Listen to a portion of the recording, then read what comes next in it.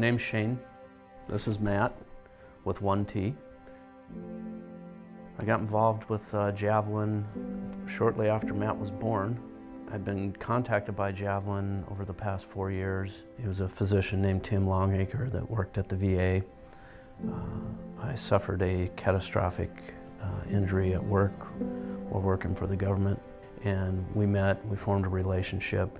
He started telling me about Javelin and the benefits of Javelin for the individuals who go through the process and end up with a service dog. He said that they had some larger dogs, and we already had a dog at home. We, meaning myself and my daughter. She had found Matt online, and so we had to wait approximately 8 weeks. And during that time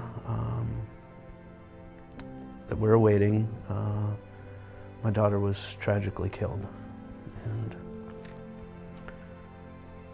it's very difficult. It's still difficult. My daughter was my world. It was just us two. I raised her by myself from the time she was 3 months old.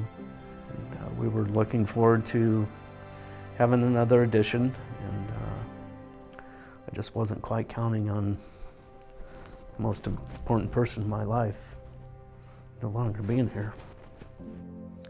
My daughter had selected the dog.